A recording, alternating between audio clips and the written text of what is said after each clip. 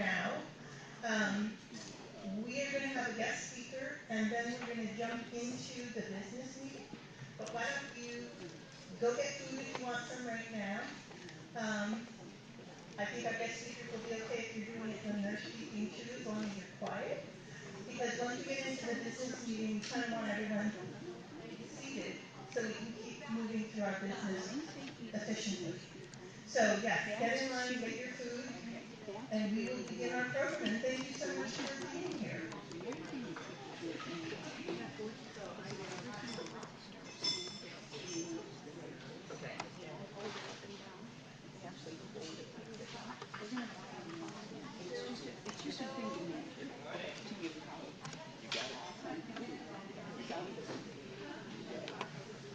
Alright, so we're going to eat, and you should too. Probably like around 20 minutes or so. Okay. Let's see if I can get them to turn it up, the speaker. I'll give you guys the full rundown of our program. Do a full rundown of our programs.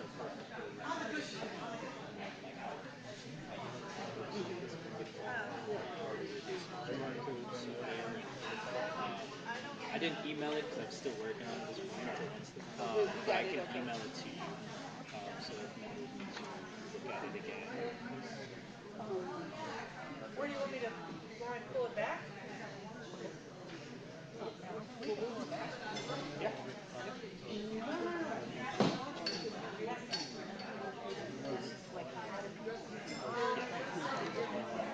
Why don't we put it over here?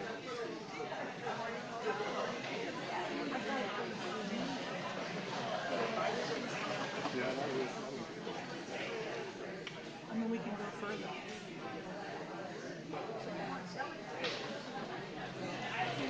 They don't want to see they're looking at the Can we back it up?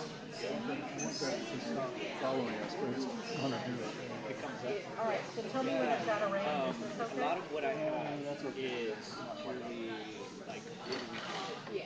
So I don't have much state. Okay. That putting data. Test it? Yeah.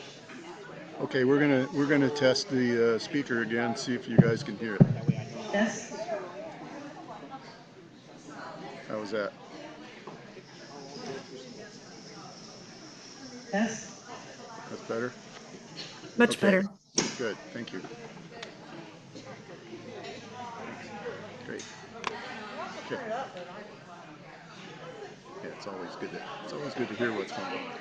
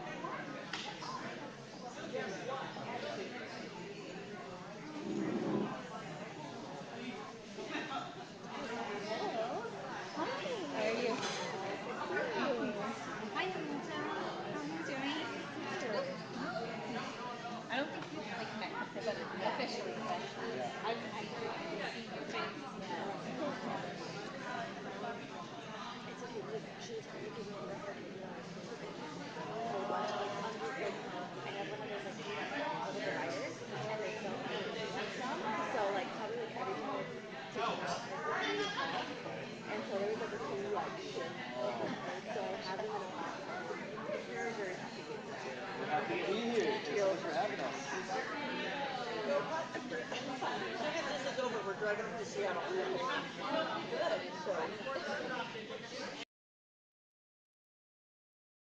Ah.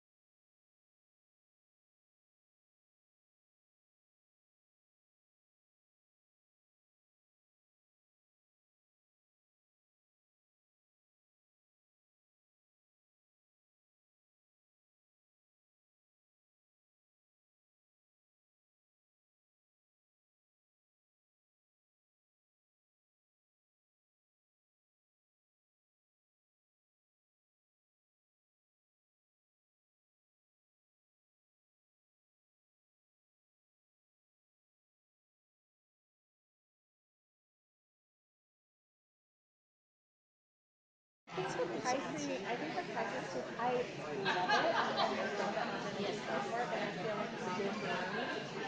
It's just like, you can't see anyways if that's the main thing for it. Yeah, I have to look at the grant that they submitted, or the grant. I don't know. Yep, I unmuted. Sorry about that. That's been like a challenge for me. They haven't started yet. Everybody's still milling around the snack table. I know, I just have the numbers. But I think we're ready to go, other than that.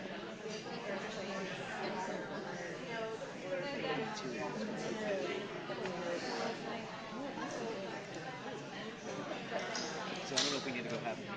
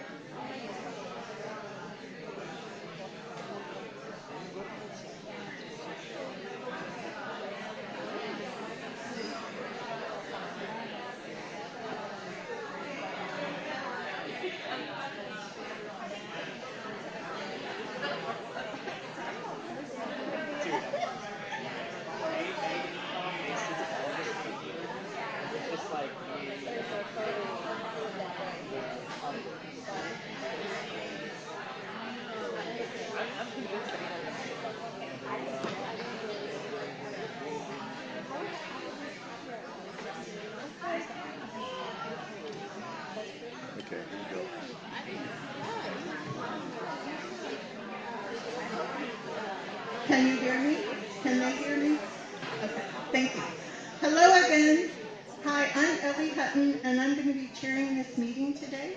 And I think we're going to get going because we have a lot of business to accomplish. Something that I want to let you know, I hope you're going to stay for the whole meeting because we need a quorum, and we'll be announcing the quorum after our speakers. We have quorum right now, but we want to make sure you stay in your chairs and help us successfully get through our business. So thank you for that. And I'm going to introduce Melanie Hanshaw. She is going to offer up our nonpartisan policy. Hello, good morning, everyone. My name is Melanie Hanshaw, and I've been with the League for several years. It is so nice to see such a great turnout for our annual meeting this year. Go ahead, keep getting food. Make yourselves comfortable. Our nonpartisan policy comes from for the League in general, comes from a choice made back in 1920 to neither support nor oppose any political party or candidate for public office. And that continues today to ensure that the League's voice is heard above the tumult of party politics. The nonpartisan policy adds strength to the League's positions on issues. So even though we're nonpartisan to do with candidates and parties, we do have statements and positions on issues. And that's made possible through wide acceptance of League voter service and other educational opportunities. So we're definitely out there, we're definitely involved. And then just a little more background, at the same time, the League is, we are a political organization. You know, clearly we operate and stay involved with what's going on in politics for us. And we encourage our members to participate fully in the political party of their choice. And it's an advantage to have League members politically active, and equally important, it can be very satisfying, we know, for members to make a difference and be involved. So to state once again, our nonpartisan policy is that we neither support nor oppose any political party or specific candidate. Hi, Zoom folks. Sorry, I forgot to. Am I on camera? There I am. Hi, Zoom folks. I know members have noted that before. Say hi to the Zoom folks. So that I just wanted to get that out there. If you ever have any questions about it, I worked on the committee to update this. We do have we have other policy positions about it, like, not positions, gosh, a little nervous, big day. We have other policy statements about it, like, for example, our president must refrain from being involved in any political candidate support that goes for president, I believe vice president, that's right in front of me, and then the chair of the candidate forums committee. So that's a little bit about nonpartisanship, and I think I hand it back over to Ellie. And Tracy's coming right now. She's enjoying our nice potluck, so give her a chance to get ready.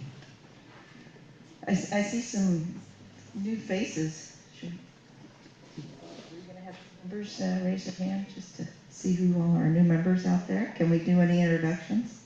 Oh, we have lots of new members. Do you mind if I? This year. Yeah, 2026. Anybody who joined just this year?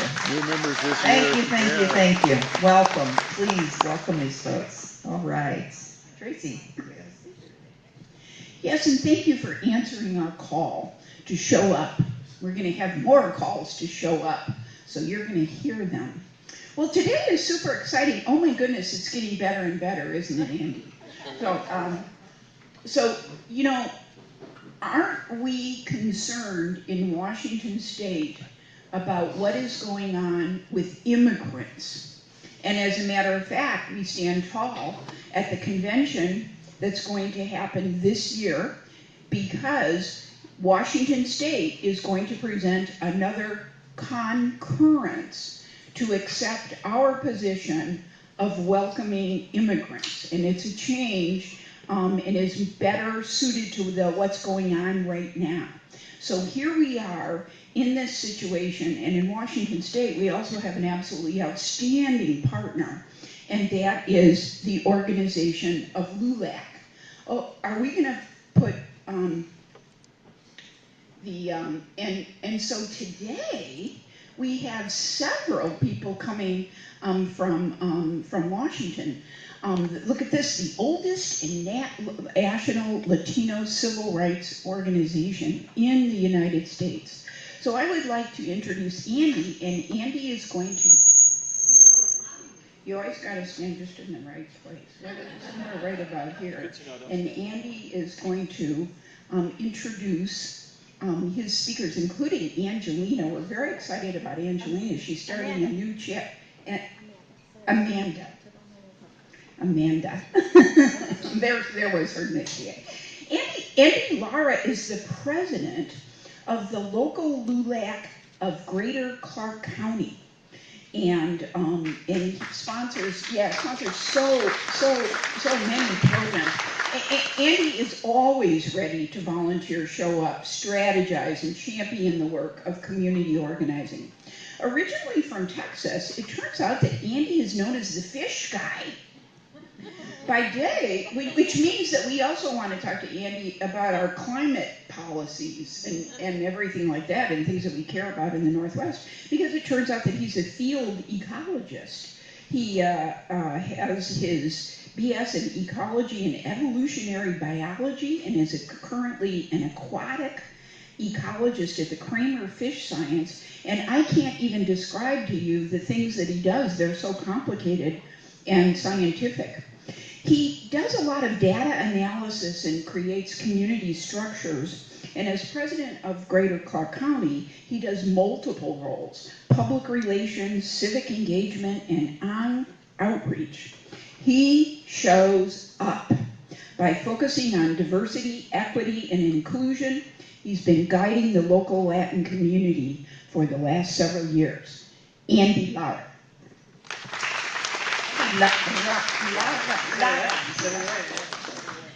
Thank you so much, Tracy. All right, is this sounding okay? Don't face it. That's a good, yeah, that's good. Well, thank you so much, Tracy. I really appreciate the introduction. Like I mentioned, I'm Andy Letta. I am the president of our Southwest Washington LULAC Council, and I'm also the state director for our Washington organization. I did bring some amazing friends of mine. I'll introduce them, starting with our local chapter. So May Cruz Diaz here. She's formerly, she's our former secretary and currently managing all of our rapid response and immigration work. Also state. Oh, yes. She is the state director for Women's of LULAC, Washington. Leticia Lares is our treasurer, our local council treasurer. And I'm really proud to be doing some work here alongside Amanda Medina, who is now the president of the newly formed Ridgefield Council, also known as North County LULAC. I'll give them some time to introduce themselves, say a little bit, but first I just really wanted to thank Tracy for bringing us here. We've had the pleasure of meeting over the last couple of years. I've done a couple of interviews, been to a few events together. So at the national stage, if you were not aware, the League of Women Voters and LULAC partnered quite a bit on issues, and so Tracy and I have a mission to bring that here to Washington State. So Amanda, if you want to kick us off, just say a few words about yours. Yes, thank you, Andy. I'm going to stand over here because it feels more safe. I just want to thank Southwest Washington Council. I started working out with them, and I was very inspired by LULAC and their mission. I was helping on rapid response, and I really felt there was a need in Ridgefield and out towards Battleground, the Center, Woodland, to just uplift the Latino community. And I think the first night I met Andy, I said, I'm going to start my own council. And I did.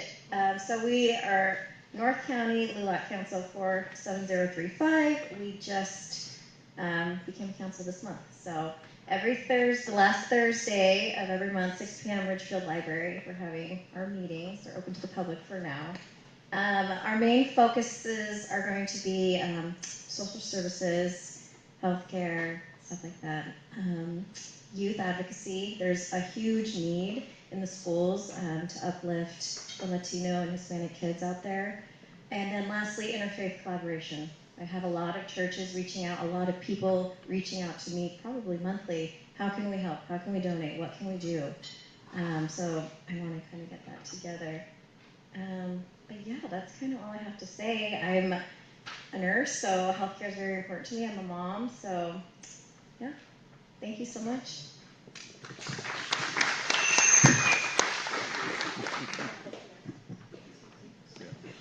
Hi, all. Mary Cruz Diaz. I am, like Andy said, the former secretary for our Southwest Washington Council. I'm also currently the state director for women. So I would really love to, if I get elected again, would love to work with you guys this upcoming year.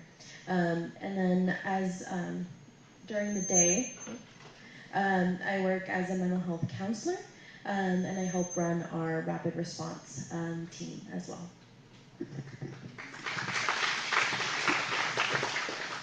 Good morning. My name is Leticia Lares. I'm the council treasurer. This is my second term and not my first time involved in LULAC. I'm more of a behind-the-scenes kind of a person. I want to have representation at the table where it counts, and voting is definitely an area that I want to focus on.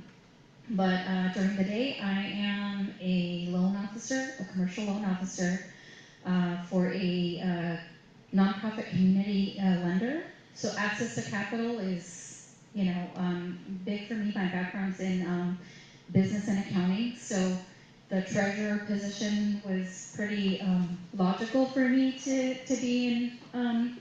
And so, yeah, those are my passions, is really business development, because it's a way to create generational wealth.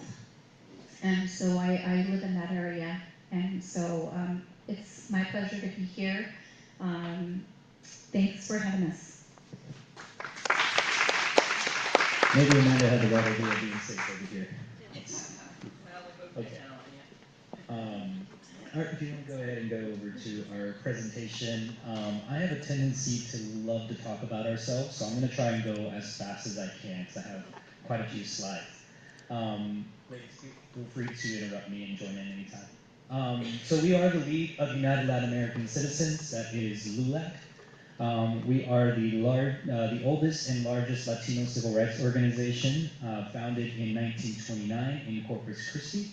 It was a group of different areas of focus.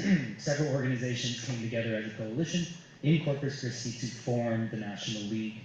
Our national mission is to advance the economic condition, educational attainment, political influence, housing, health, and civil rights of the Hispanic population of the United States. Here in Clark County, we have 3 councils that operate within the county. So we are one of those 3. We all work together to advance the national mission. But at Southwest Washington, LULAC, we have 3 areas of focus. Sorry, it's a little small. We have education. That is our, oh, look at that. That is our LULAC Youth Club at Union High School. This is a group of self-organized students at Union. They conduct similar business to our LULAC Council, just with a focus at their local school. We also have an education branch, the LULAC National Education Service Center, also known as LWVCC, or the Upward Bound Trio programs. They operate out of Heritage, Fort Vancouver High School, and Evergreen High School. Part of our community pillar, it sounds pretty broad, right? But community is our public participation. So this is our involvement with things at the county level, at the city level. So you'll often see myself at city council or county council, as well as out and about in the community, whether we have protests or community events. And that covers our public participation and our advocacy. We often try to partner with the county and the city to be able to collect surveys and get information and involve the Latino and Hispanic community in some of the city planning. Our next one is our biggest pillar and a huge focus right now, that's immigration. So we are part of the Know Your Rights trainings. We do conduct some of those by request for neighborhood associations, other organizations who are looking to get involved and up to date on their information. We also do family safety planning, so this is working with our local families as preventive steps or mediation steps in the case of a detention. And then we also operate the Southwest Washington Rapid Response and CARES team. This is what you folks might see online when our pages are posting about immigration activity in the different areas around Clark County and Lower Cowlitz. But we also do the follow-up through our CARES program. So this is connecting with those families and providing any services or relief that we can in their times of crisis. So I'll go into a little bit about our LULAC club at Union High School. So they formed in 2023, officially chartered in 2024, so they are one of the only chartered LULAC youth councils in Washington. There are about 20 plus self-organized students who do work together to provide cultural experiences, volunteer opportunities, and also they, if you happen to see some students speaking up at the school board meetings, there's a good chance it's one of You want to talk to Chiva? The Union High School Club also has 2 of their youth members who are elected to our national board, so they represent the Pacific Northwest, which is a huge accomplishment and a first for the Pacific Northwest region. So we're really proud of those individuals. We can scroll down a little bit. We also have our LMESC, we'll go to the next slide. We have our LMESC Upward Bound program. This is a Department of Education funded program.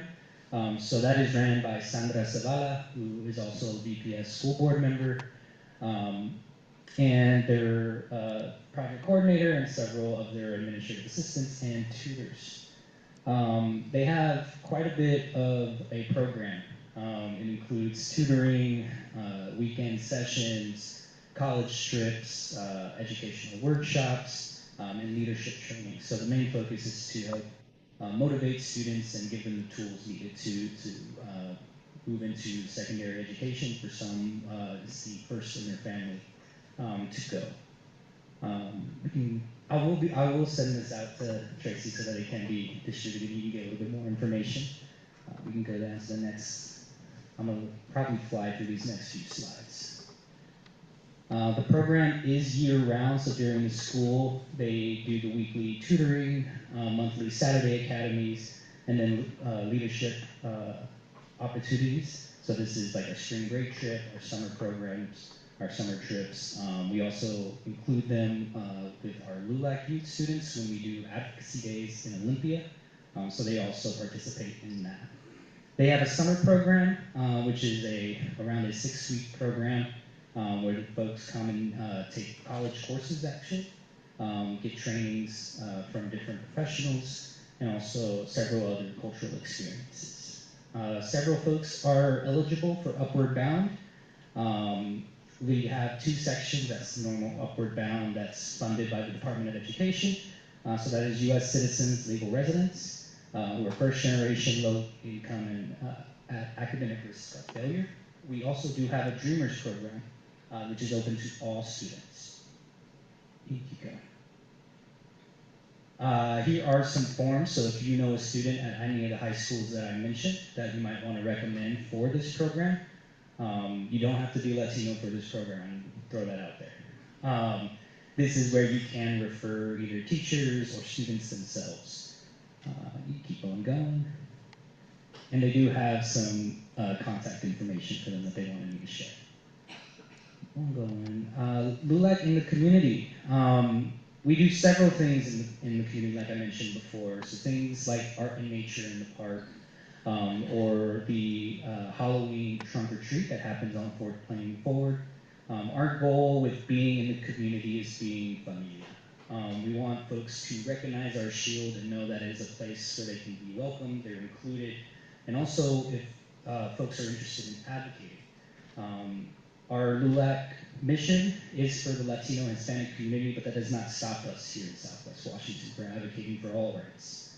So certainly we do our best to try and be involved, accepting proclamations from the county, Hispanic Heritage Month proclamations, conducting candidate forums alongside our partners. So maybe that's something we ought to think about later on this year. And then the biggest one, our rapid response. And so I have this slide up here because a lot of folks ask me, how does our rapid response work? So we do have a hotline. I have a few cards, and I think we're actually getting some more business cards for folks to have. But essentially we have a response tip hotline number, so folks can submit if they have seen rapid, any immigration or ICE activity. We say, or we like to say when people ask us how to get involved with rapid response, and if you carry our card and you're out and about and you're a concerned citizen, that is you being a part of our rapid response program. We do have specific dispatchers and drivers that will, patrol or respond when we do get a text, but we count on on our general community members who have the information and are willing to submit, document, and report. We consider that the most valuable piece to our rapid response work. A lot of the times when we do get a call and we send someone out, a driver out there, the scene's already been cleaned up and done. So it really is those first people who contact us, who happen to witness the event, that truly make it possible for us to follow up with the families, document, and post online that incident. Otherwise, a lot of the times it goes unknown. And so this rapid response network was meant to fill the gap at the state level, or at least for our region.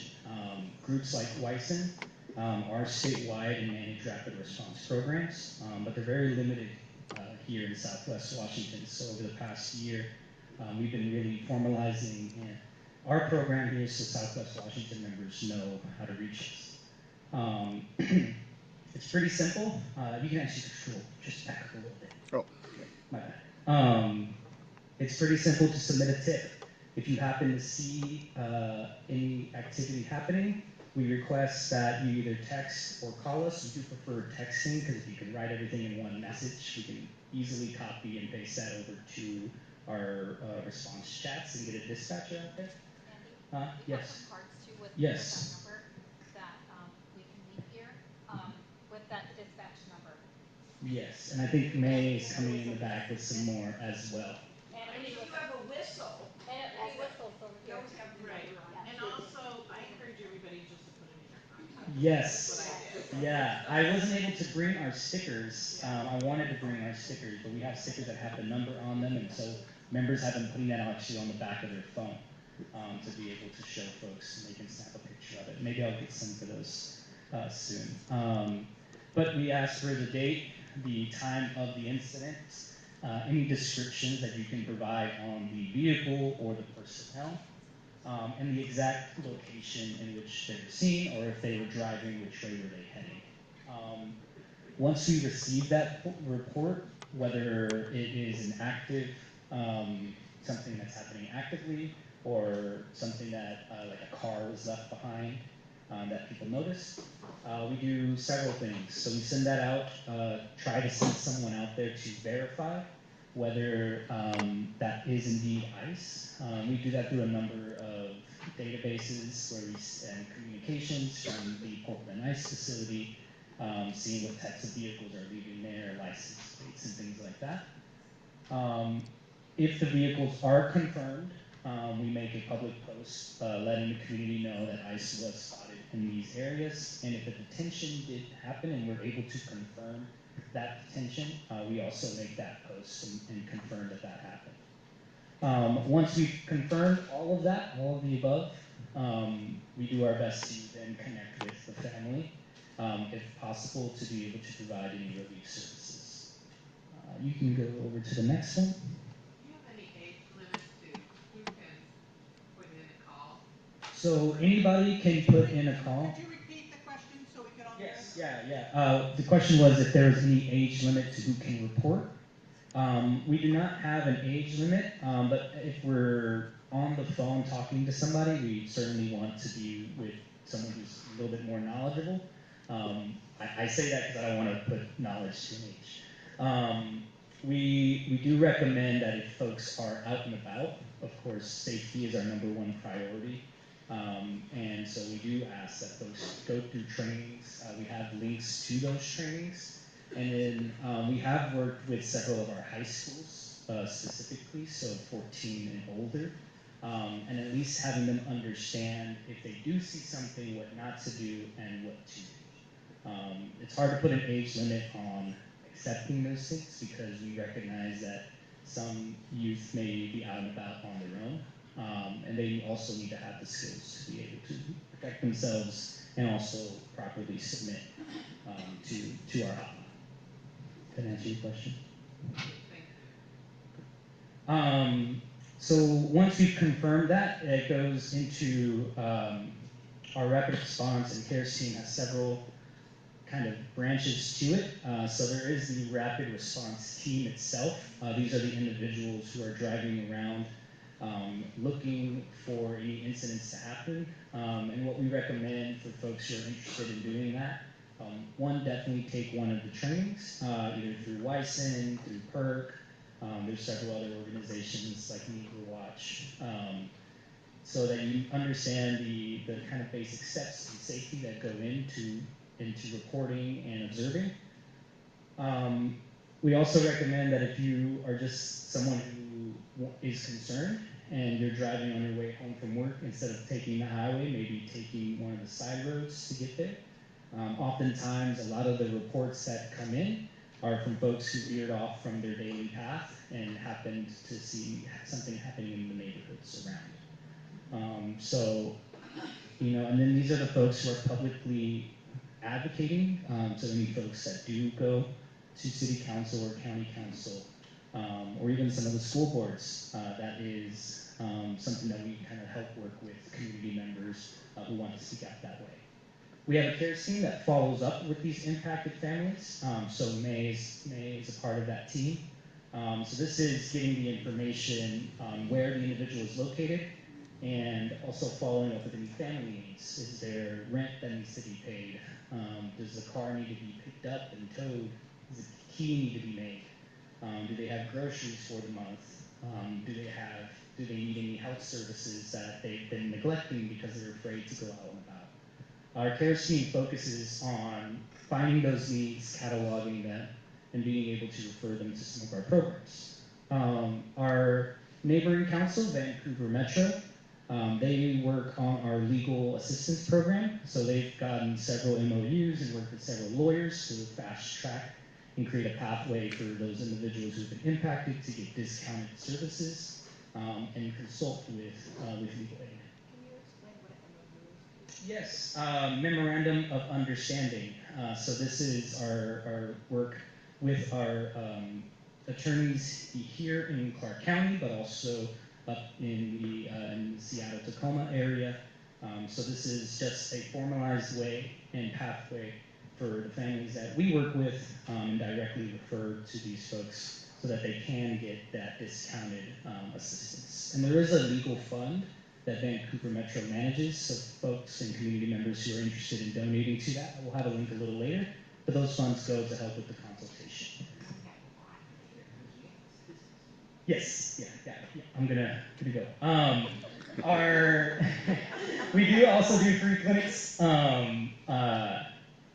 We do free clinic. We just started doing this, so providing health care to those families that have been impacted directly by immigration. We also have housing assistance as well, that we have a partnership with the Council for the Homeless that we can refer to for folks with that. And then there are the several QR codes. So on the left are rapid response and CARES funds that helps pay for like gas, groceries, and other household needs. The Vancouver Metro Legal Defense Fund, our general website there in the top right, And then LNESC, our student program, is also always looking for volunteers, professionals who want to share their wisdom with our students. We conduct the Saturday academies, the weekly tutorings, and then in our Union High School, they meet every Tuesday after school. So if you're ever interested in getting back to some of those students, there's a good way to sign up right there. And I think that's my time. Any questions?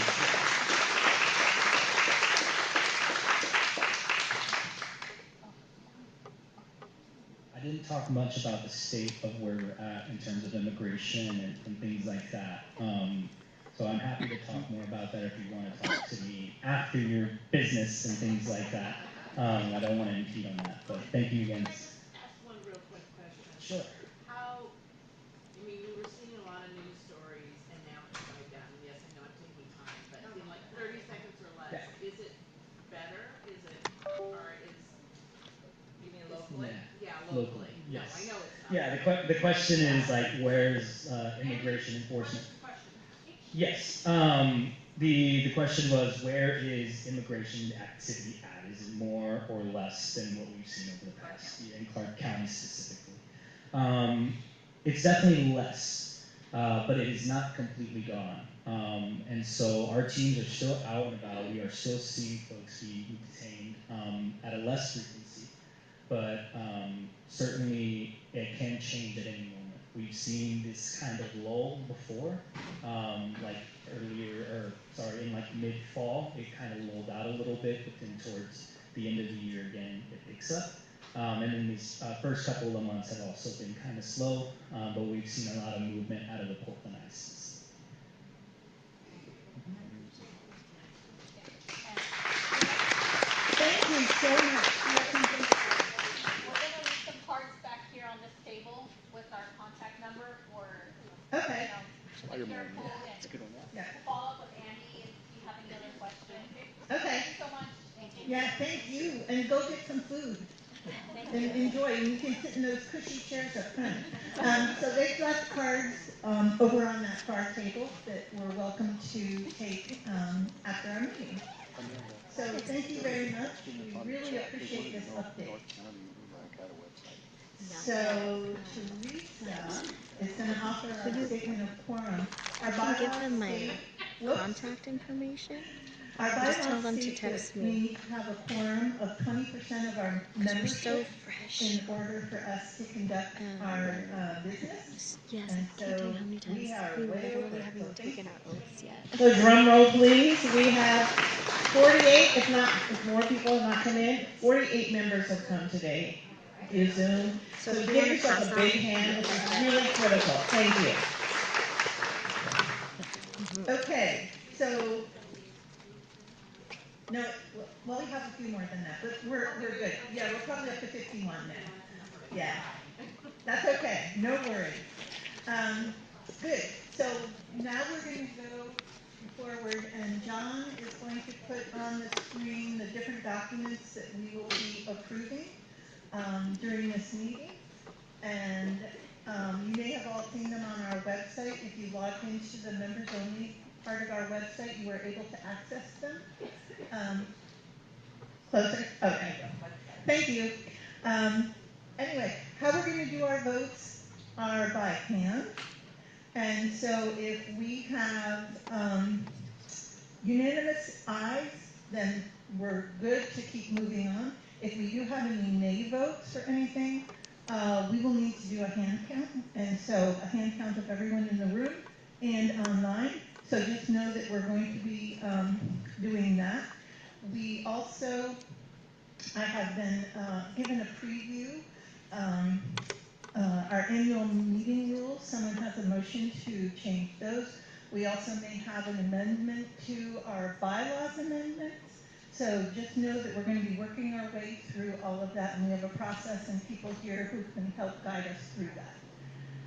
So, John, can you bring up, please, the annual meeting agenda?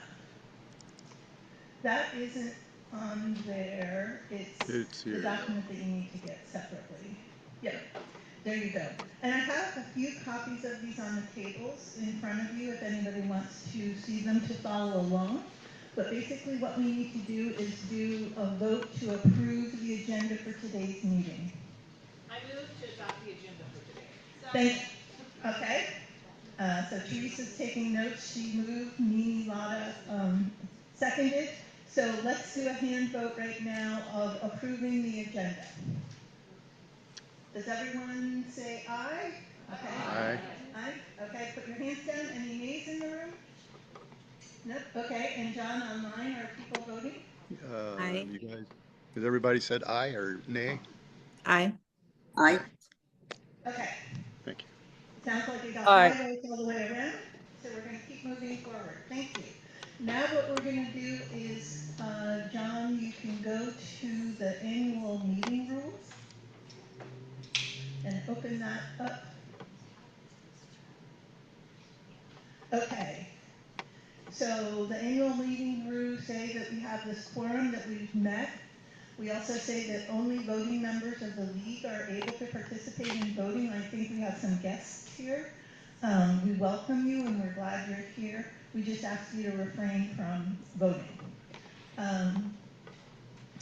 So we have motions that can be made, and Anne, you want to come up and offer? Okay. So do we have a motion to approve the annual meeting rules? Teresa, Nancy Halverson makes the motion. Do we have a second? Okay, Jackie Lane seconded it. And now Ann Murphy is going to come up and offer a motion. Thank you, Chair. As you said, Ann Murphy, which I would like to point out that the item in our rules say that anytime you speak, you say your name first. Since there's so many new people here today, I think that's a wonderful thing for us all to remember. So my amendment to these rules is in number 5, motions. I move to delete sentence 2 and insert motions shall be submitted in writing to the Secretary and Chair.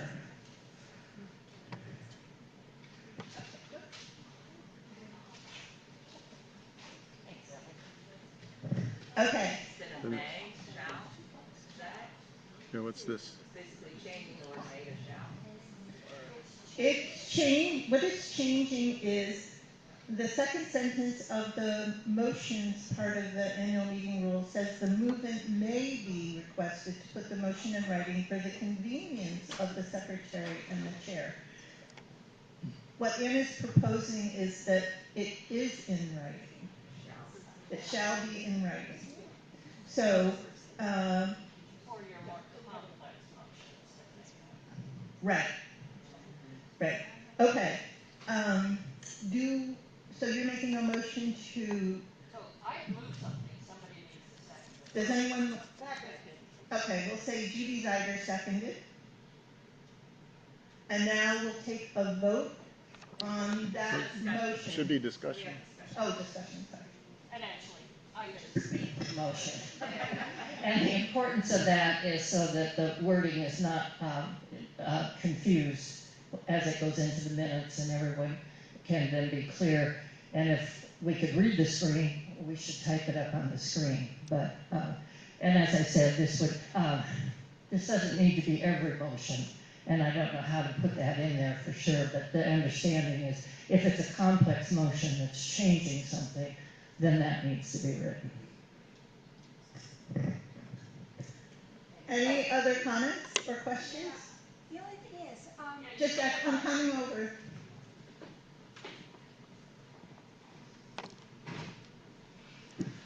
I certainly think that's a good idea. The only Susan Fleming. I certainly like the motion. I'm just thinking so many people meet online, including us and many of our committees. If you can't write it, you should write it in the chat. So there's something about writing it is okay to write it in the chat so that all of our online meetings can go forward. Thank you. Okay, we have another comment, question? Sherry Shelton.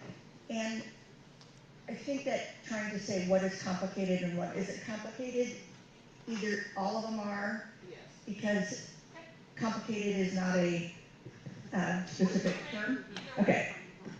We talk about it for 2 hours. All right.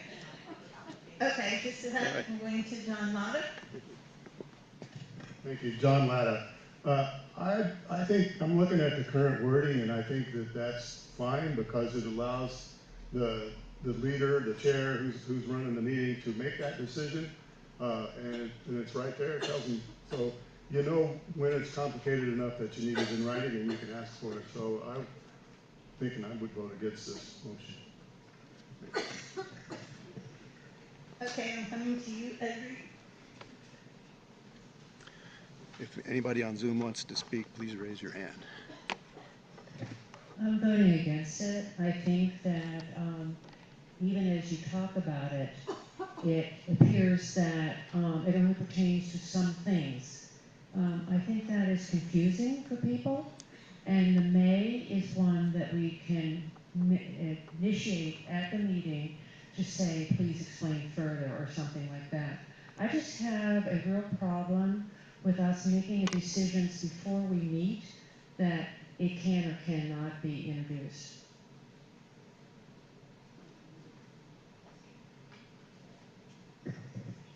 Okay, thank you, Edry. Judy Zeiger. Judy Zeiger, as someone who's had to try to capture amendments on the fly during a live meeting, and seeing how bollocks up they can become because people hear different things, I'm strongly in favor of putting it in writing. You can do it in an email, you can put it in a chat, you can write it out on lined notebook paper that somebody happened to drag out of the back closet. But just putting it in writing, it does two things. It clarifies the thought, which means you avoid making inadvertent mistakes, and also makes it a heck of a lot easier for the secretary or whoever is trying to follow to get it right.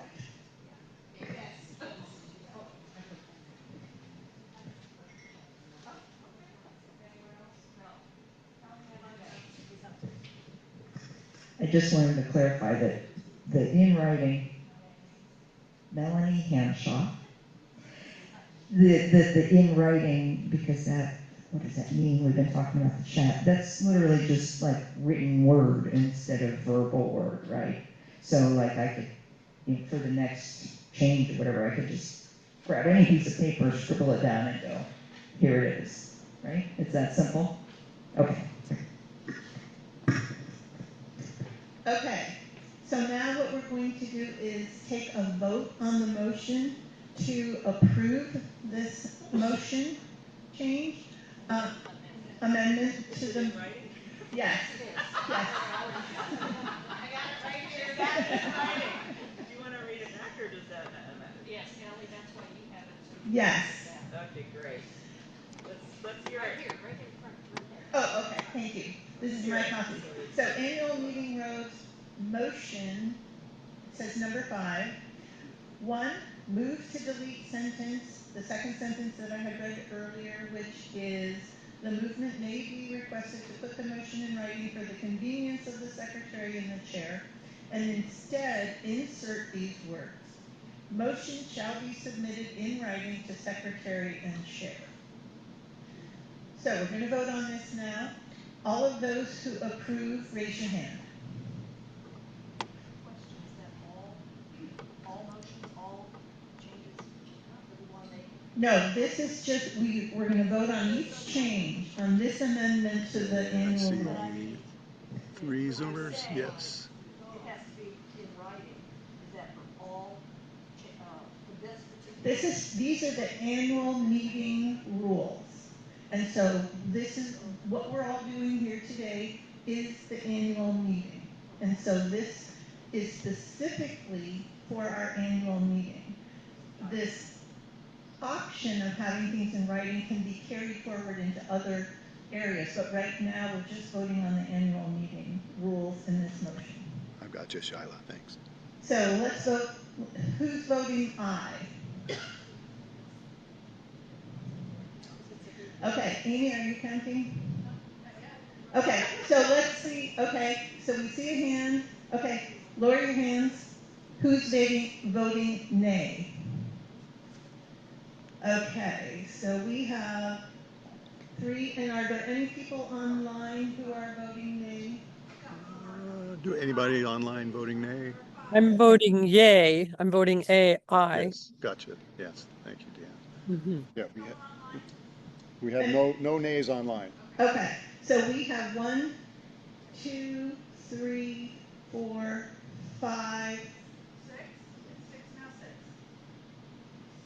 6. Okay. Okay. Pretty So The yeas won. the motion carries, and we know our vote count. So Teresa, have you recorded the vote count? No, we need to know the ayes now. I need to know the number. Yeah. So. Okay. Well, I had Janet, Deanne, Cynthia.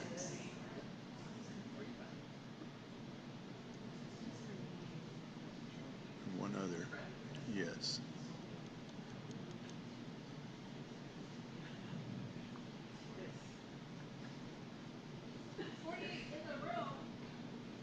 And then everyone online was an aye too. No, there were 4 yeses, so there must have been a couple that Okay. might have been an abstention or 2. So 52? Oh, wait. Okay, 44. Okay. Okay. Thank you. Okay, now we will go on to, and you didn't have any other motion about the annual meeting? Okay. Okay. Now we will move on. Oh, as amended. Now we're going to vote again for as amended. We're voting on the annual meeting rules that are outlined online and in the document that we have that John had up earlier. Okay, so who votes to approve? Raise your hand if you're an aye vote. This is a vote to approve the meeting minutes as we just changed them. Okay. I mean, the rules as we just changed. And raise your hand, lower your hands, and anyone who's a nay vote, raise their hand. We have 1, 2, 4, 5. This yes?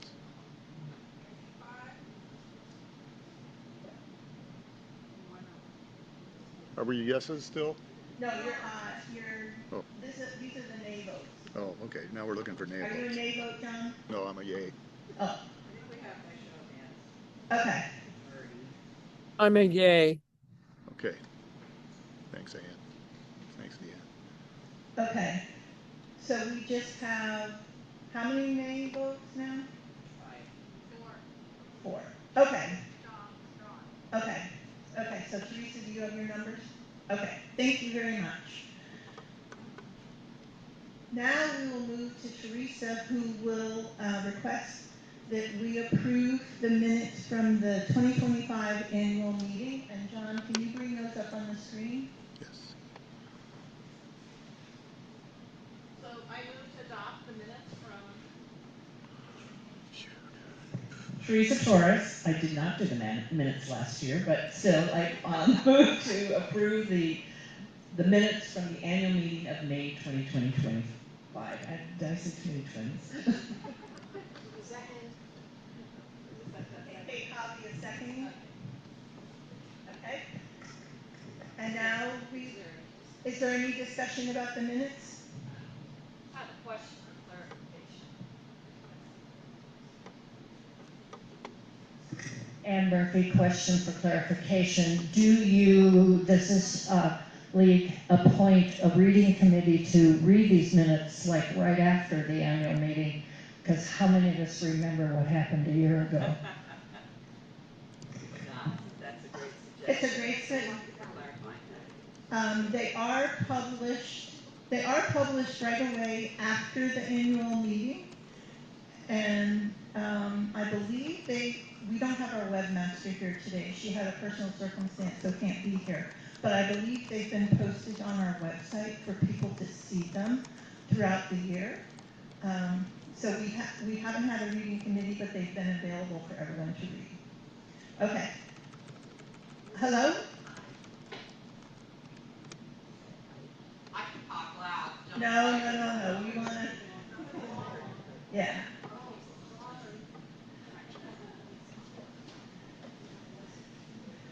Okay, thank you.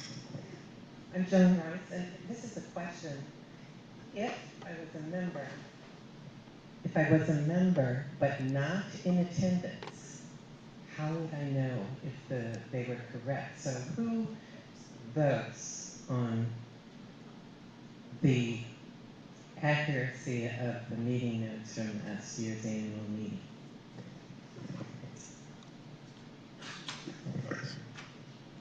After Nancy Halverson, after the minutes are written, they go to the board for approval or review, and then they're approved by the membership at the next annual meeting. The minutes have been in all of most of the communications that have been sent to members since the beginning of April on notices about the meeting. They've been on the website and mentioned that these are things that you need to review. Our phone calls mentioned that. So that has been the availability.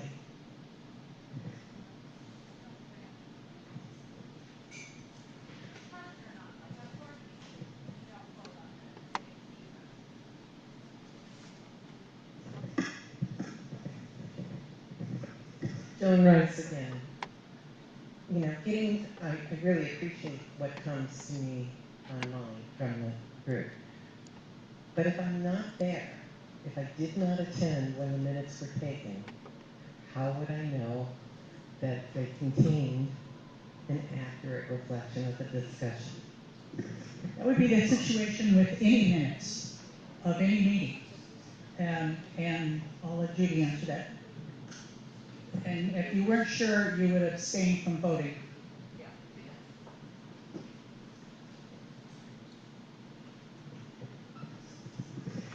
Again, Judy's either not in the context of league, but in the context of, say, there you go. Judy's either not in the context of league, but in the context of, say, a city council, county commission. The usual protocol is that if you were at the meeting, you can vote on the minutes. If you've watched a recording of the meeting, you can vote on the minutes. But if you didn't do one of those two things, you should not vote. You should abstain. So that's just practical advice from another context.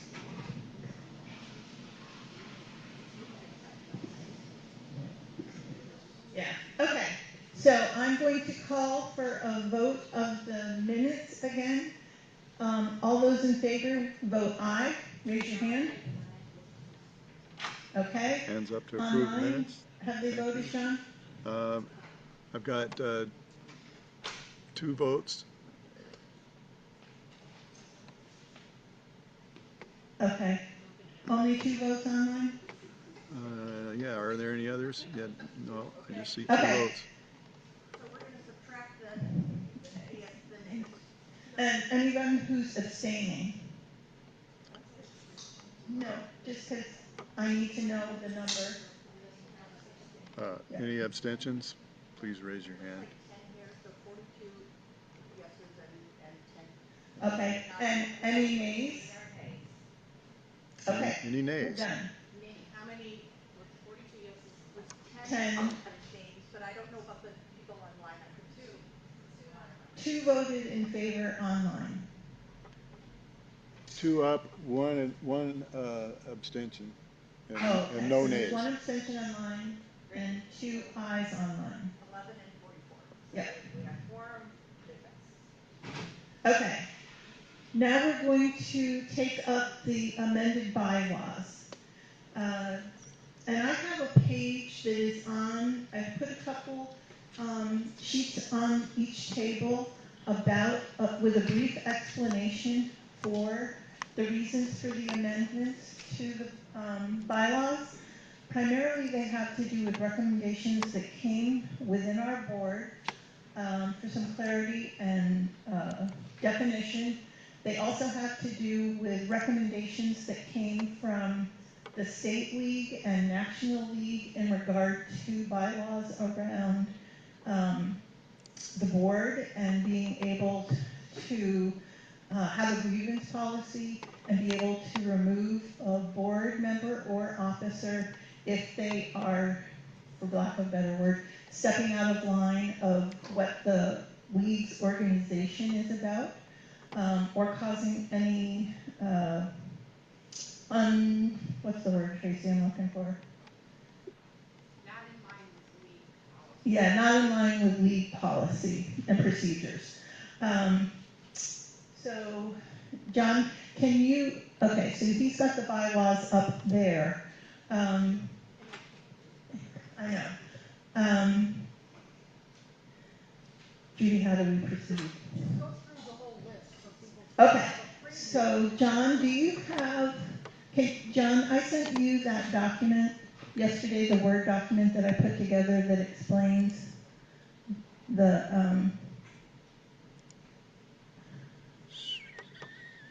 Yeah, you did, okay. I think you had it pulled up earlier All right. on your files. I gotta stop sharing, that's what I gotta do.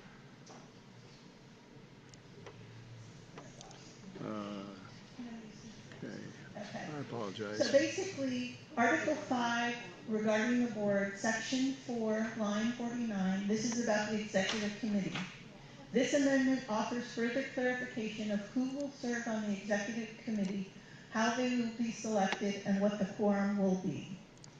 So we're just redefining what our executive committee is. This is a committee of the board and officers, and it allows us to operate in a nimble and maybe emergency situation to make decisions for the league. Article 5, the board, Section 7, line 169, removal of an officer or board member. National League and State League recommend that all local leagues amend their bylaws to address circumstances where there is a need to use the grievance policy to protect the board and the league as an organization. It is important the board can act when a board member engages in conduct detrimental to the organization, is not following league bylaws, policies, and positions, or has more than 2 unexcused absences from board meetings. The next article is 6, nominations and elections, Section 3, line 193, report of the nominating committee. This amendment is for the nominating committee to provide a report to the board for the board's approval prior to the nominating committee report with the slate of candidates to be presented to the membership. This amendment clarifies a practice that was in place and being used already. Article 10, Financial Administration, Section 2, line 315, dues payments. This amendment is to update our local league bylaws to be in accordance with the national policy on annual membership dues amount. Local leagues no longer set their own dues amounts now that national launched the league member portal. So what it is everyone across the country now has the opportunity to pay on an as chosen basis with a recommended amount of $75 as a dues membership. People can pay more than that. People can pay a minimum of $20 in order to be a member. And so that's the policy that we now are following. So anyone may make a motion on the bylaws amendments? I move, we usually take them together. Yeah. You want to take them separately? No, let's do them together. And we'll see. Together. I move that we accept the amendments to the bylaws. That's Melanie Hanshaw. Kathy Morton is seconding it. And I believe that we have an amendment to the amendments for the bylaws. And just so people are familiar, Ann Murphy is a member of our league. She's a very long-time member of the Spokane League. and she also served as the State League president for several years. She also has served at the national level on the nominating committee, so she gets all this stuff. Thank you, Ann Murphy. So guess which one I'm going for? The Section 3 report of the nominating committee. I move to delete all proposed language up to sent and retain the deletion of given so that the sentence reads, the report of the nominating committee naming the committee's nominations for officers and board of directors shall be sent to the total membership. It does not go to the, oh, that's the end. I need a second before I speak to it.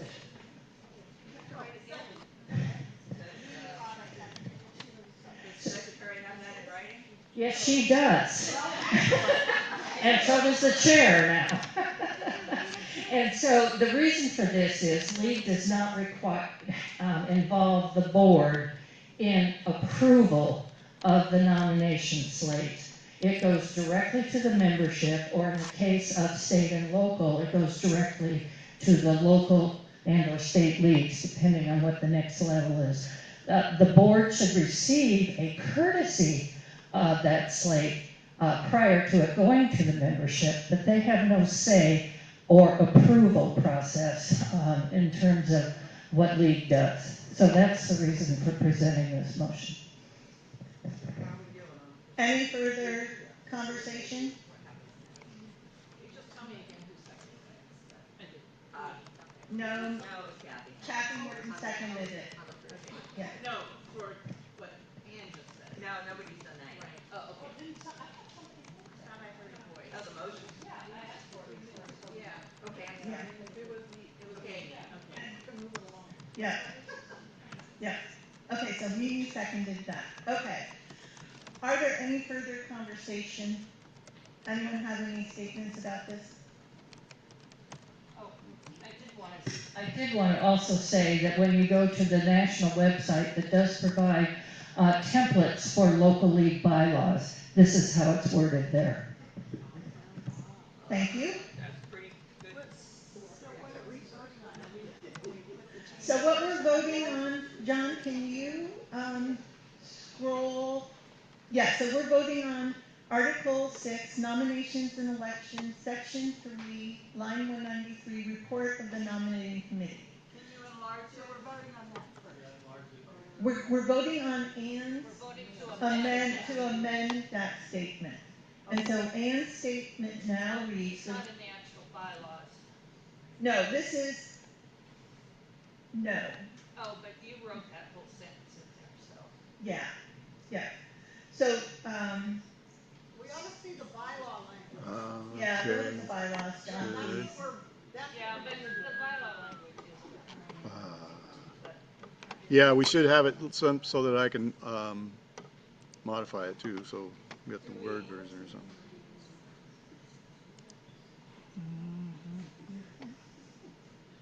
I don't know if you have it here You or got if this you have one? No, it, it's in the. if you go to the home page of the League's website. I think should and need are two different things, so. Okay, let's do that language. John, you need it in Word so that you can manipulate it. Yeah. Go back to the Word document. Oh, wait a minute, where's that one? Is that one in here? No, it's not in here. No, it's the other one that Ellie gave you. Okay. Bylaws amendments, there we go. Okay, gotcha.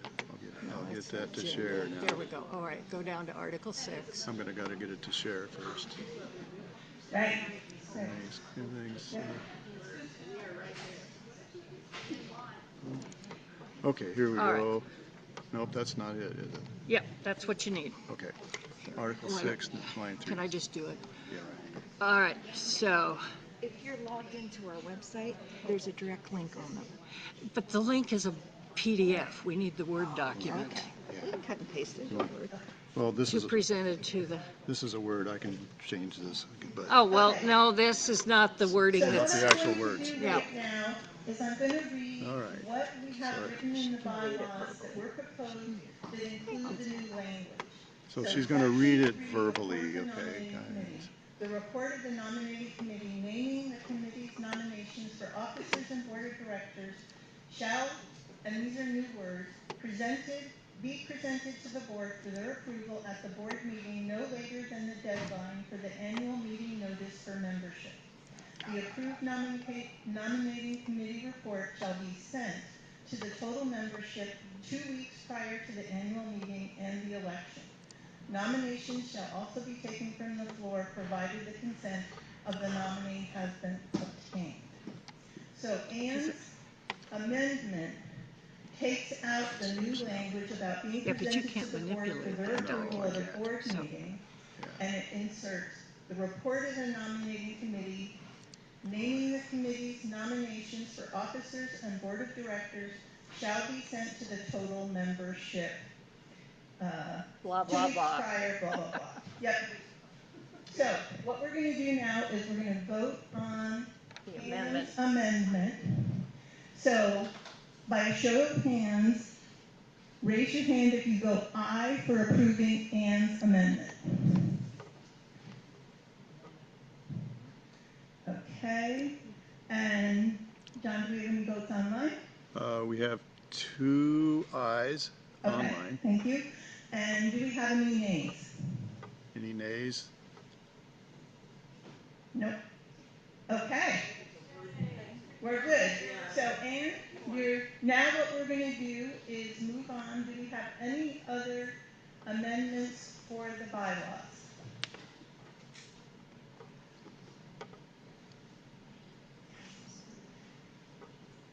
No other amendments to the bylaws? Okay. So now we're going to vote to approve all of the amendments with this new change being inserted into the bylaws. Yep, so we're approving the bylaw amendments as amended. I need a motion, so I'll make a motion to approve them. I need a second. Okay, sorry. You can do it. Kathy Morton is doing the motion. To approve as amended the bylaws. Okay, and Sherry Shelton is seconding it, Teresa?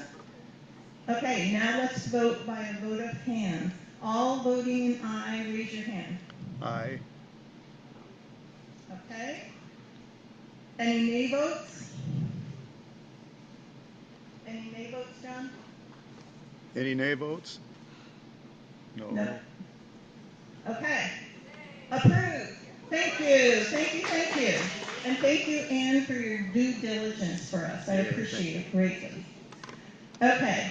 Now we move on to the adoption of the 2026-2027 annual budget, and Elizabeth Gallimore is going to present that for us.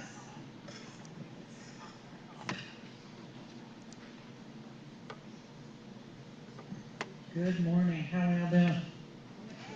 Everybody can hear me? I am Elizabeth Gallimore. Thanks, Melanie. John, can you bring up the proposed budget from the website? Yes, I will get it right here. Okay, so first thing is I've got 2 per table. Can I ask you to do 2 and pass around? The document I'm passing around is just for reference. I'm going to go through it at a high level. So I'm a current board member and a budget committee member, and we developed the proposed budget for the fiscal year 2027. Just like the state, our fiscal year runs from July 1st, 2026 through June 30th of 2027. This budget, which is 9 pages long, including the narrative, has been recommended by the Board of Directors and is presented to you, the general membership, for approval or rejection. As a member, you can access the proposed budget online through your member login. It's right there on the homepage. And also a couple of copies are now, or should be soon, at each table. Yeah, you The can get it narrative on from page your 1 online homepage. explains Right that here. while the League of Women Voters of Clark County is a nonprofit organization, only parts of the budget are tax exempt. Thus, we have a general fund budget, or a C4 budget, that is not tax exempt, and an educational fund, or a C3 budget, that is. The general fund is supported by membership dues and donations.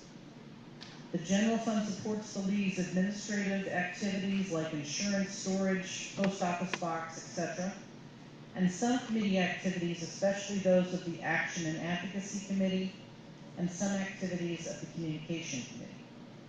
The Educational Fund is supported solely through donations. It supports most of our committee activities, especially the Candidate Forum, Civics Committee, a major outreach endeavor, and most communication activities. Pages 2 and 3 discuss the revenue and expenditures for the general fund in narrative form. It shows that about 170 members paying full membership covers our operational expenditures and those committee activities not under the educational fund. There will also be a state convention in Spokane in June of 2027, and this discusses how much money the current board has set aside for that activity and the cost to the general fund.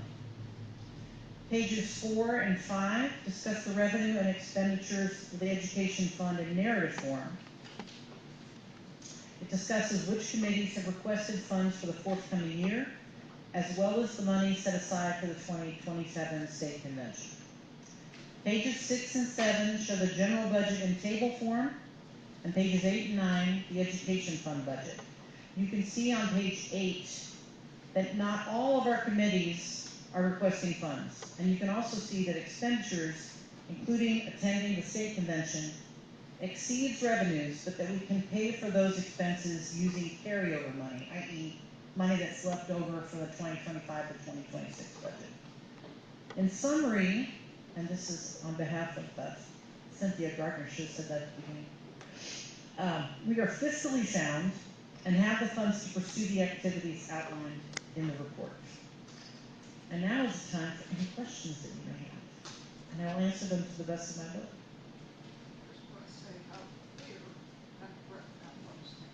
Well, thank you, Joe. Cynthia wrote this, and I merely read it, so I appreciate that very much.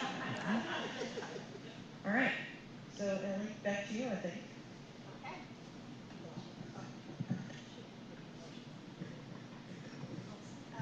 Elizabeth, would you like to put the motion on the table?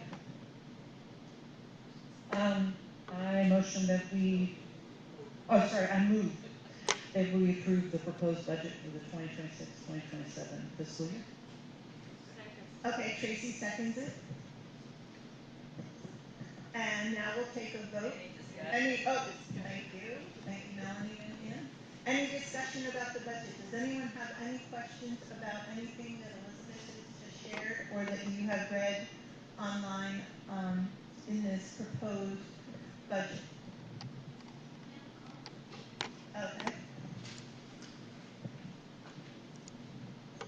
Irene Finley. I didn't really like the national taking over our funds. So what I do is I do my dues to the national at a lower level, and then I donate the rest to the locally. Right. And what I'll let you, and because people may not remember, what happens is there's a split in the National League. When they did the new launch of their member portal, they changed the due structure percentages. So they are, the National League is getting less money now. The state leagues are getting more money out of your dues payments. And then local leagues get about the same as what we had been getting previously. So that's just quickly to explain it. Any other comments about the budget? Anyone online, John? No hands up. Okay, so let's take a vote on the proposed budget. Anyone who's voting aye, raise your hand. Looking for ayes. Okay. 1, 2, Anyone voting nay? 4, 5. Okay, any nay votes? Any nay? No, all of them are ayes over here. Approved. Thank you. And now we move on to the nominating committee. And so let me introduce Kathy Morton and Mimi Rada. They were two members committee, what? She's here, but, we're letting you two do it. Janet, you wanna come up? Amy, you wanna come up? And Elizabeth? You were on the nominating committee this last year. Okay, I'm gonna hand it over and let Kathy start. I'm Kathy Morton Greenlee, and so we are your nominating committee. You could, Amy Easton, Elizabeth Gallimore. Mimi Lara, Janet Hedgepath. There's a lot of work and thoughtfulness that goes into what we're presenting to you. This is our recommended slate of candidates for your vote. And I'm going to ask that when I call out your name, if you could stand so that people recognize you. Position President, Tracy Riley Kelly. Vice President, Nellie Hanshaw. Secretary, Teresa Torres. Treasurer, Cynthia Gardner, who's not here today. Sally, Sally Hale. Those were the executive officers. Now I'm moving on to elected board members. Sally Hale, who I don't think is here. Susan Fleming, Ellie Hutton. Oh, that's why you're not bolded on this. Sherry Shelton, Katie Hobby. Okay, and now I'm going to hand this over to Mimi. all right. We're looking to see if anyone would like to nominate themselves from the floor. It is always appropriate with League of Women Voters to allow someone who may not have come forward or that we might somehow not have contacted to allow to put themselves up to be one of our officers or elected board members. Are there any persons here that would like to nominate themselves to run for our board of directors for Any nominations? Oh, that's true. Or if you would like to nominate someone who may not want to stand and do that for themselves, you may nominate someone as long as you have their approval. Are there any nominations from the floor? Any nominations from the Zoom floor? Are there any nominations from the floor? Are there any nominations from the floor? Hearing no other nominations, I'll turn this back over to Kathy. All right, so we are going to vote now on the slate that was just presented. After that, there is one more vote that we have to do, which is basically for the nominating committee that will be continuing on, your 3 at-large members. That's separate from what we're going to do now.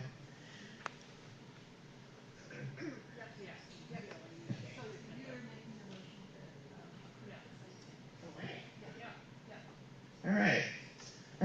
So I am making a motion to approve the slate as presented to the body. So, second? Nancy. Okay, all in favor, raise your hand. Yeah. All in favor? Any nay votes? I vote yay. Abstentions? Any nay Thank you, votes? this is such a relief. Okay. Okay, moving. Motion passes. All right, now, Janet, Mimi, and Kathy, your little 3 musketeers here, have volunteered to go on for next year's nominating committee. So let's see. I move that Kathy Morton, Mimi Latta, and Janet Hedgepath be your nominating committee for the year 2027. Second? And Jackie Lane has seconded. All those in favor say aye, or signify by raising your hand. Any discussion? Oh, I beg your pardon. Any discussion? Sorry, that was out of order. Any discussion? I know we said yes, right? We're easy. Okay. All right. Now All looking those for in votes. favor, please signify by raising your hand. 1, 2, 3, 4, 5. I'll They hit. lower your hands. Are there any no votes? Are there any abstentions? Are there any no votes online? They were all. Seeing no negative votes, then I declare that we are your nominating committee again. If we have not contacted you and you would like to be contacted, or if at any time we do have one position that could be filled, by the board of directors, please put yourself forward, because one of the easiest ways to get involved Carol Lee, is did you have a to question? work from the inside and see how it all works, how it all runs. Where's your hand Yes, just and up I for will voting? also say we were electing board members and officers today. Our league does include in our bylaws that we can have 3 to 6 appointed board members. We will be addressing that later in the meeting, but we have openings for appointed board members, and so all you have to do is reach out to a board member and let them know, and then we'll do an interview and work with you. So learn a lot. That was how I did it. I learned a lot by just raising my hand and said, oh, I'll try that. So welcome to do that. Okay, Tracy. Well, everyone, this is what democracy looks like. I actually have some fabulous remarks, but who knows whether I'll have any time to give them to you, because we have been busy doing the work of democracy. I'll figure that out at some point. Now, one of the works of the League that is the most important to us of all are our positions. You, many of you took part in some work we did this spring as we were looking at positions that we would adopt for our chapter, and these are positions that we got from the League's program of work. So all of this information is on the website, and even we took a fabulous vote. And so what I want to do is announce to you that we want to re-adopt our current positions and the adoption of our work plan for 2026 and 2027. You can ask me questions about this, but also you can find all of this information about our program of work on our website. The 4 positions that we are adopting, so this is what we lobby about, this is what we do action about, right? This is who we are and our identity for this next year. The first one, and we will not be surprised, is elections. Everything that has to do with elections is in our purview, and we have some deep concerns about some of the things that are going on with elections in the United States right now. The second one is welcoming immigrants. And remember that we're extremely proud because our state, Washington, has created a welcoming immigrants concurrence to go to our national convention. We do this so democratically, and so we are coming up with this position from Washington State and taking it to the national convention to have everyone vote on. And if people say we've already done something about immigration, quick thing just to tell you, this is centering on the person rather than the process, right, of the immigrant. The third is redistricting. Good Lord, I don't have to tell you why that's a focus of ours, right?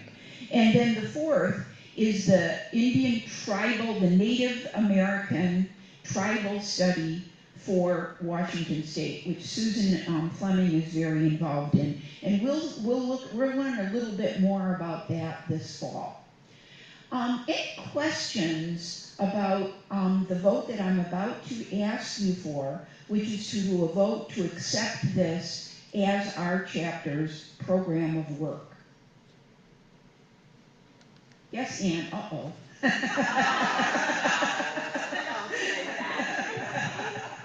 I'm sorry, Ann, that was a joke. No, Ann Murphy, I just want to point out to you that the National Board has recommended the Washington concurrence proposal, so it will go forward as a recommended item at National Convention. We rock this nation in Washington State. You remember that just a couple of years ago, we also had a concurrence on local news. So we stand so tall when we are at national places. All right, other questions or comments? Well, then let's take a vote. Wait, let's move. Yeah, I move that we adopt the 4 positions that I have just outlined to you: elections, welcoming immigrants, redistricting, and the Native Americans tribal study for the work plan of 2026-2027. Are we amending? Restate that with the word program and not positions. Yeah, you're right. Okay, yes. Yeah, excuse me, I didn't mean to. We are voting on accepting the program of work, which would be about those 4 positions. There you go. Oh, she said position again. Don't use the word position. And I don't want to blame anybody. It was on my thing here. So we are going to re-adopt the program of work that I have described to you: elections, welcoming immigrants, redistricting, and Indian study. But I would call it the tribal study, but uh-oh, excuse me, I shouldn't say that word now. Man, are we going to get ourselves together in a tight way? Tracy, you're on the right track. We're adopting our program of work and re-adopting our established positions. The program is the big box. Positions are inside the big box. So the program of work is what we have decided that this is what our focus will be on 26, 27. The positions are the ones that this league has developed over the years, done extensive study on, and adopted, and those are the ones that are on the website. And every year, we go through the process of re-adopting our established positions. And we'll have and next year we will do that again. We do that every year. All right, is there a second to that motion? Hold on, that's not clear. Oh, go ahead. Are you, did you separate the 2 motions? They should be 2 separate motions. I thought all we had to do today was. I am so sorry that I'm not prepared. We would. We approve that, we want to reapprove the positions that we already have in place. That's one step. I move to reapprove the positions that we already have. And then the second one, okay. We're breaking it into parts. Okay.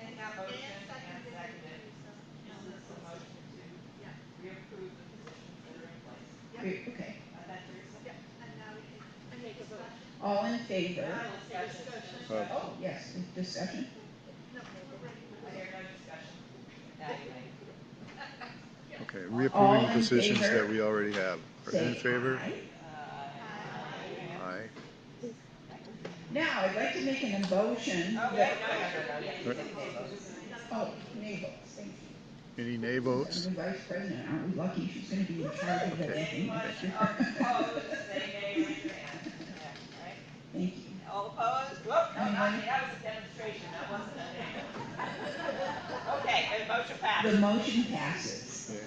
The second motion is I would like to adopt our work plan of 2026, 2027, our program of work, elections, welcoming immigrants, redistricting, and the tribal study. Any discussion? Yeah, second from you. Any discussion? All in favor? Say Program aye. of work. In favor? Raise your hand. All right. Any opposed? Any nays? The motion passes. Well done, President. All right. Now, we are going to pass through Brenda's our year in review, right? Because we just absolutely are getting tight on time, and we have some people who we want to be talking to us today. Now, I'm just going to make a couple of announcements to tell you that we do have our state council, and that is in Olympia, and it's the first weekend in June. If any of you would like to attend or would like to find out information about this, this is when everybody in the state gets together, talks, shares information, votes on a screen of officers. And I do want to mention, wow, are we proud, because Nancy Halverson will be standing for election to the state board as vice president. And yeah. We also have Deanne Finken as a member of the state board and continuing in her service from ours. And then lastly, newly, we may and hope you will vote for Marlene Niemeyer, right, from our own chapter. So are we mighty or what, right? Yeah. Now, we are not going to June meeting. We're gonna take June off. But we are going to have a really interesting July meeting, and I'm going to feature the very smart Ann Murphy, who is the person at the state who is sort of, I'll use the wrong word, but she's running the Resisting Threats to Democracy. No, she's not running it, but in my opinion, she knows everything about it. And we've got her, and she's one of us, and we can tell how lucky we are we have Ann, because she is so knowledgeable. Our membership picnic is in August. Now, guess where we're going? Louisville Park. Oh my goodness, we had a fire. So we're in the process of finding more about what's going on with Louisville Park and our picnic, which is August 15th, correct? It is, well, and we don't know that it's scheduled for the one that burned down. But what we know is that we're going to have a fabulous picnic, and we're going to make sure that everybody knows about that. All right, so hey Teresa, we have a lot of tabling going on, and we need volunteers. If I was going to make my remarks, which I'm not going to make, what I really want to tell everybody, volunteer, volunteer, volunteer. You join the league to take action and make a difference. I know you do. Teresa, is there a way? Yes, go online. However, a lot of you, for some reason, are reluctant to go online. Brenda has set up an amazing thing on our online thing where it describes every event in detail, times, etc. However, today I have brought papers with those same events on them. I don't count this as the actual final, what you volunteered. This is to prod your memory, to put it on your phone, and then I will be tracking you down. So, I'm going to pass these around. They're in chronological order. Our first one is, we don't have anybody for this one. It's a new event called One Time to Shine, and it's on May 30th, which is only 2 weeks away. I actually need somebody to chair that event. So, look at it, and we hope to do this event. I told the person who asked us, maybe, maybe not, because we already have another event on the same day. Teresa, would you explain tabling for our members? Thank you, Mimi. So tabling means that you show up for a couple of hours. You can see the time. I'm talking in a pen. There you go. What it means is that you show up. We provide all the stuff for the tabling, including candy, which is currently housed at Cynthia Gardner's house, because candy's a draw. And we have swag. We have all sorts of interesting things to get people to come over and talk to us. And we talk to them. We're going to be stepping up a little bit. We'll be talking about some of our positions this coming year, and we'll have notes there. If you're new at it, we're not expecting you to do that. Mainly we just talk to people about voting. Most people in the state of Washington have registered to vote, but sometimes they've moved and they don't realize that. So we show them how they can look up their record online. Just we answer questions. There's some really stellar tablers here, Sherry being one of them. So I'm hoping to hold a very short training meeting in the next couple of weeks, just because I know that I'm hoping a lot of you will sign up, and I know that you've never done it before, maybe you're scared. It's actually the easiest way to dip your toe into the water and find out what the league is all about. Hi, I'm Sherry Shelton, and I'm representing right now that Action and Advocacy group, but I do want to say a little bit about tabling, and we actually talked about a little training in Action and Advocacy because we know folks might have, people get concerned about talking to people they don't know, or, is this going to be any kind of confrontation? And I've done a lot of these no confrontations. It's really fun, and I suggest that if you're interested, but you're not ready to commit to doing a 2-hour shift, come to one of our events, come hang out with us for a half an hour and see how it goes. It's really fun.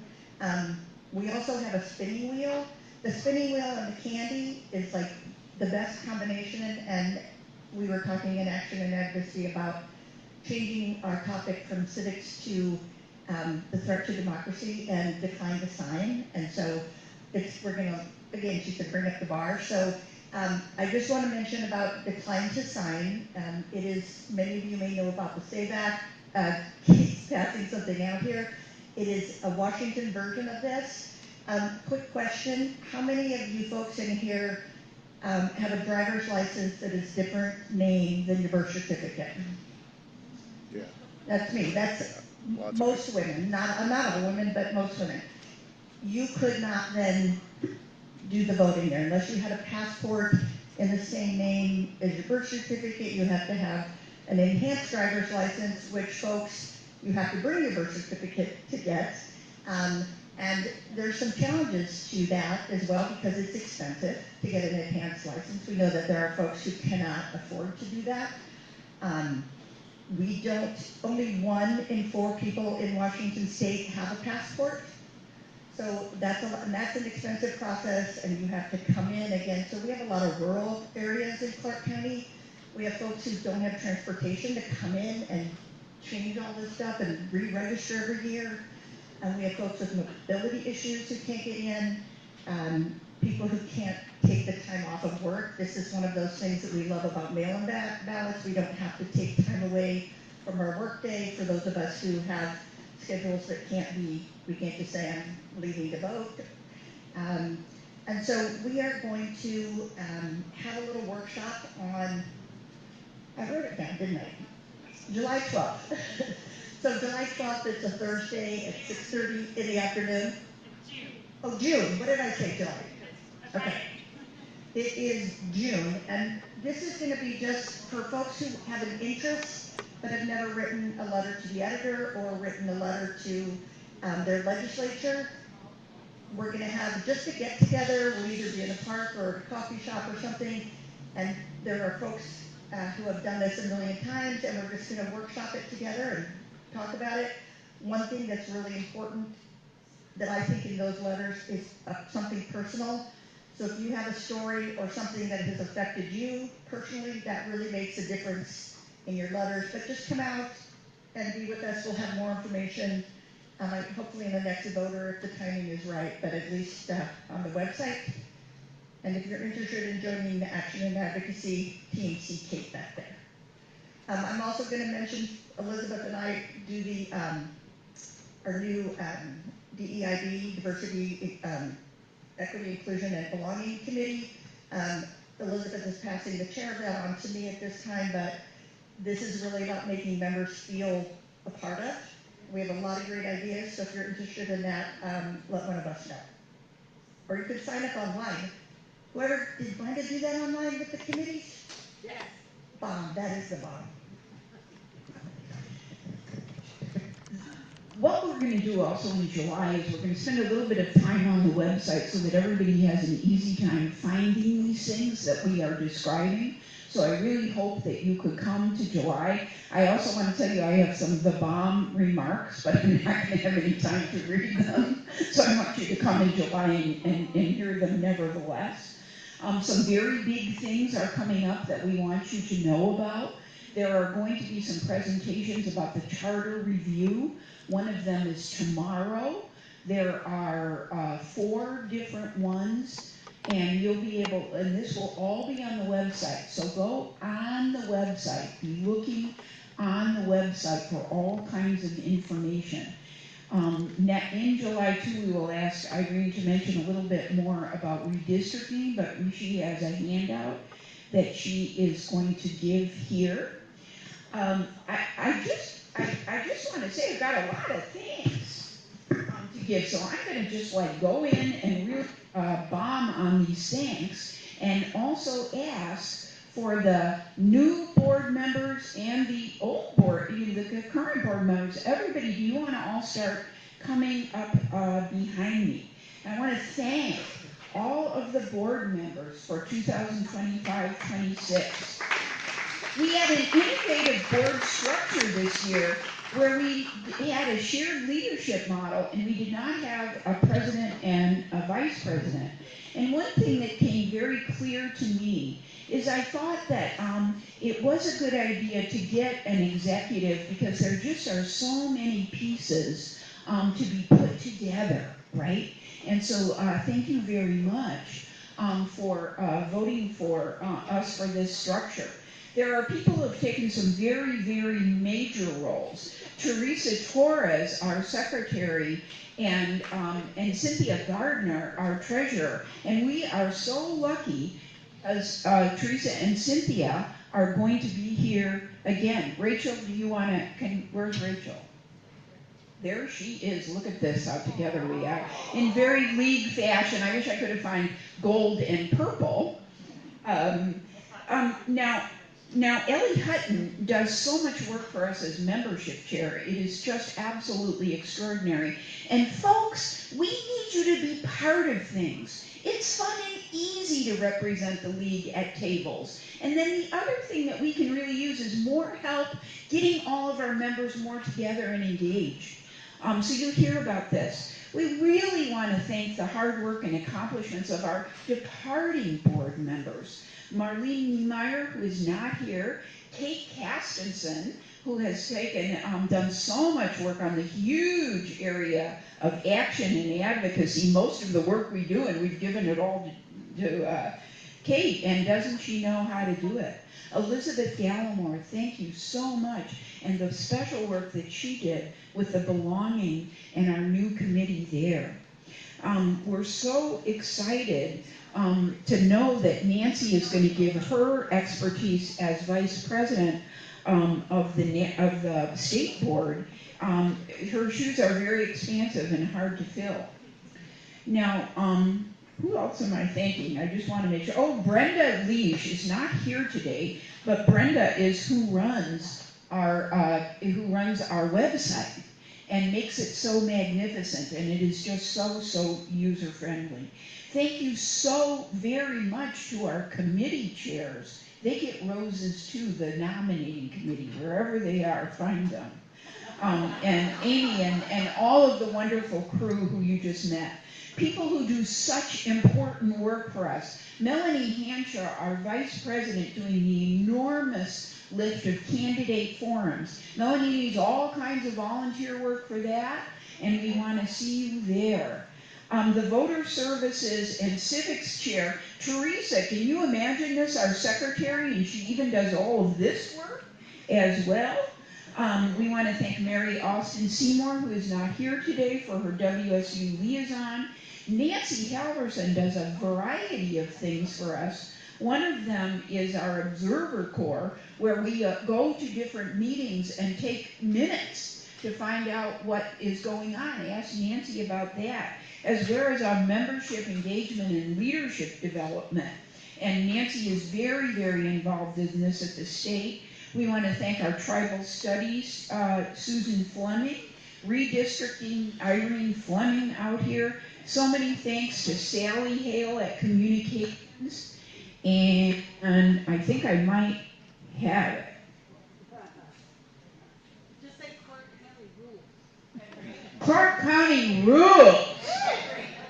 Edry, there we go. That's just where I was. There we go. And we have the most amazing observance of our election process. So You are part of a powerhouse group so well known for activism that we have this huge growth. We need to meet each other. In the back, I want to tell you, and I want everybody to look, we're going to think of new ways to meet each other this summer. We're going to get together and drink wine together. Don't you want to come? We're going to go on a bunch of walking. You're going to meet people at the Salmon Creek Trail or the Lacamas Lake Trail, right? Or downtown. And what are we going to do? Talk to interesting people. Because aren't we looking for that? And don't we have it? This year's board, and thanks to our extraordinary board from last year, and thank you all. We are humbled by the opportunity to give service to you and to our wider community. Democracy matters.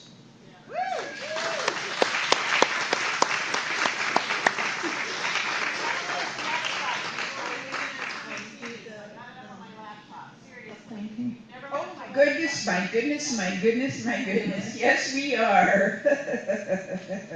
All right, there's one more action. Thank you, everybody, for staying here. I make a commitment to you. You got to come to the annual meeting next year when you see how tight we run it. All right. So now there is one last action to do. We also appoint members. And we would like you to appoint some fabulous members to the board. The new board, the current board will appoint appointed board members. All right, new board, we've got some work to do. Come on up here if you're a member of the new board. Carry on for the folks who are continuing on the board. I move, let's hope that I do this correctly, I move that we accept a one-year term for 2026-27, 3 exceptional people. Amy Easton.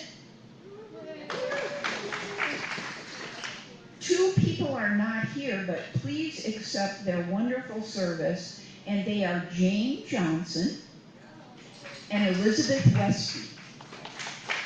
4, I think we should, second? I will second that. There we go. And we second this movement. Let's accept what I would move that. Oh, and any discussion on the no. Okay. Do we move to accept them? All in favor? Yeah. Aye. That's unanimous. Well, thank you for an exceptional audience who has stayed with us. And do we have to have a motion to end the meeting? Oh, please.